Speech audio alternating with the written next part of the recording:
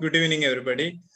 Today, it's my proud privilege to interview Professor R V Jayakumar, sir, who is one of the senior most endocrinologists in whole country, and he is the teacher of many of the endocrinologists all over India, and he's a brilliant academician and was a past president of Endocrine Society of India.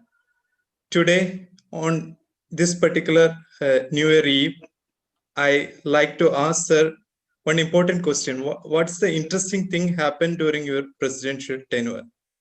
Please enlighten us, sir. Yes, thank you very much for that introduction. I don't deserve all these things. I am one of the endocrinologists which is surviving in India at present. That is all. Now, I happen to become the president in early 2002 or exact. I'm not very sure. 2002 or 3, I think. And at that time, if you want me to say what I have done as president, you know, the president post is for 1 year. If you can't do, you can. The limited time you have to do something.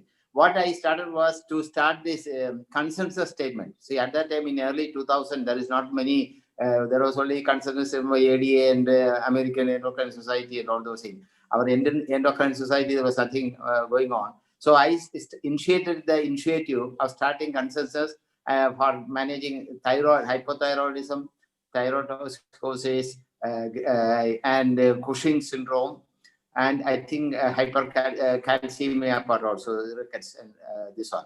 And it was started, and a few issues were released at that time. Booklets of the consensus seminar was released.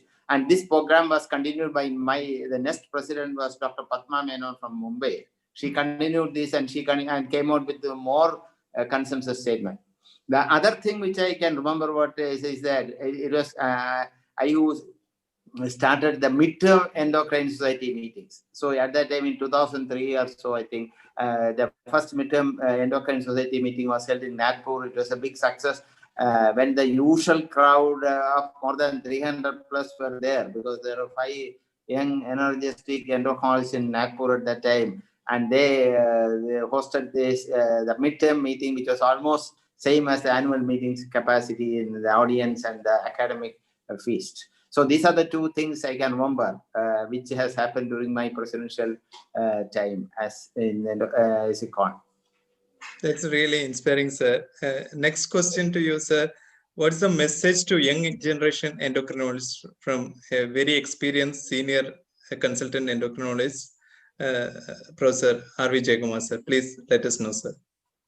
See, there is a lot of difference between the new and the new ultraman super intelligent endocrinologists of present era compared with the very old one, because we have been trained in endocrinology in the clinical sense most probably. Even the ultrasound was not available at that time when we did DM examination. When we were trained for DM, there was no ultrasound, there was no CT scan.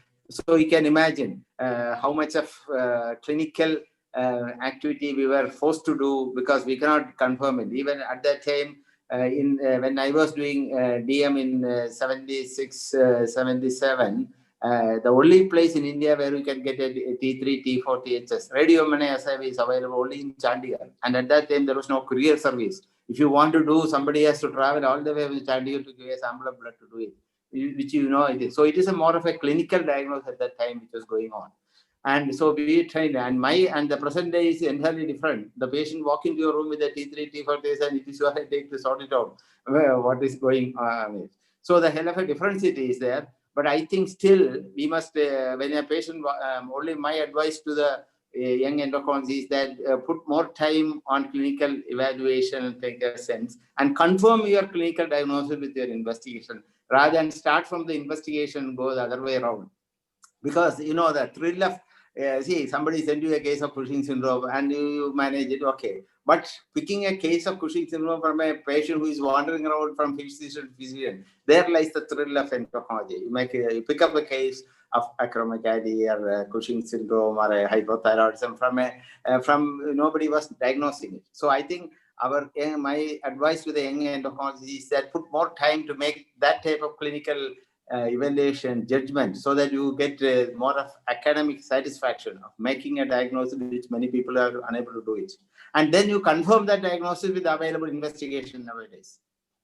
So it is more, I will say that endocrinology is a glorified DM in internal medicine, because internal medicine, all these patients go this. It is a glorified DM of medicine is endocrinology. And so my advice to the young budding generation is, put more time on the clinical evaluation and confirm your clinical diagnosis with the investigation rather than go from investigation and make the case. Okay, sir. That's truly words of wisdom from you. Probably you have seen it all the development of endocrinology over the last few decades, and it's really a privilege to speak to you on this occasion on behalf of ESI.